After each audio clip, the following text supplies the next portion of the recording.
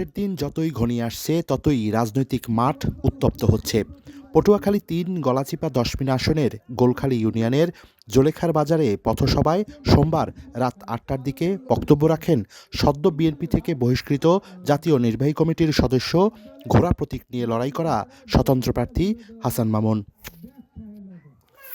এই একই আসনে তার প্রতিদ্বন্দ্বী হিসাবে লড়াই করছেন গণ অধিকার পরিষদের সভাপতি ডাকসুর সাবেক ভিপি নুরুল হক নূর।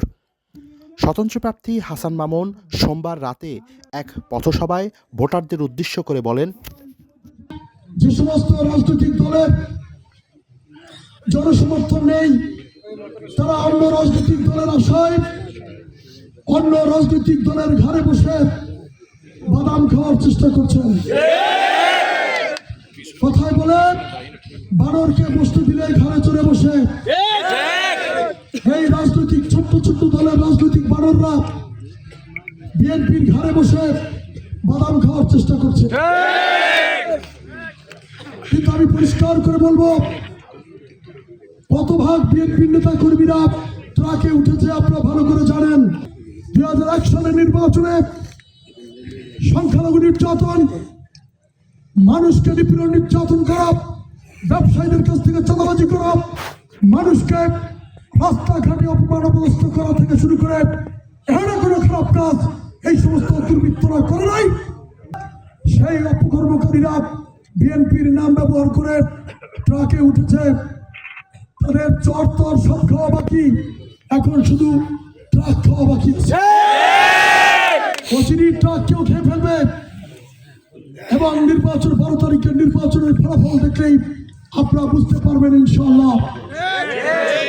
ট্রাকের নেতারা দাঁড়িয়েছিল আওয়ামী লীগের ভোটের আশায়, ভেবেছে যে আওয়ামী লীগকে নিষিদ্ধ করে দিলে আওয়ামী লীগের নেতারা বিপদে পড়ে ধানের শীষে ভোট দিবে না, দাড়ি পাল্লায় দিবে না, হাত পাখায় দিবে না, তাহলে তাদের দিবে কোথায়?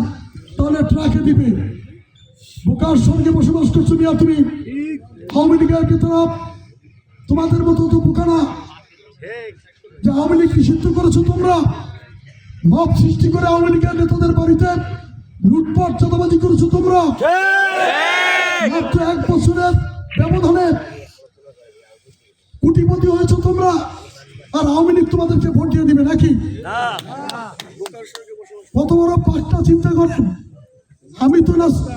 আমি তো নাবালক মানুষ, আমার সম্পদ শাহ আলম স্যারের সম্পদ কিংবা আবু বকর ভাইয়ের সম্পদ নয়, তারেক রহমান এবং শফিকুর রহমানের সম্পদের চেয়ে তার বেশি সম্পদ। তুমি কি মিয়া কি করেছো 1 বছর? তোমার বাবা কি করেন? তোমার পূর্বপুরুষ কি করেন? তার স্ত্রী প্রাইমারি স্কুলে চাকরি করেন, 5 তারিখের পরে বিনা বেতনে ছুটি নিয়েছেন। বেতনের টাকা লাগে না, তারা উপরি টাকায় চলে। চাকরি আমাদের স্ত্রীরাও করে। শুনেছেন নির্বাচনের মাঠে আমার স্ত্রী কারো কাছে ভোট চেয়েছে? আমাদের অনেকেই তাকে বলেছিল একবার এসে দেখা করার জন্য, বলেছে আমি চাকরি করি, রাজনীতি আমার পেশা নয়। যদি গলাচিপা দশমিনার মানুষ আমার মন্ত্রণালয়ে কোনো কাজে আছে, আমি তাদেরকে উপকার করব, সেটা রাজনীতির ব্যানারে নয়, আমি আমার ব্যক্তিগত পেশার কারণে তাদেরকে উপকার করব।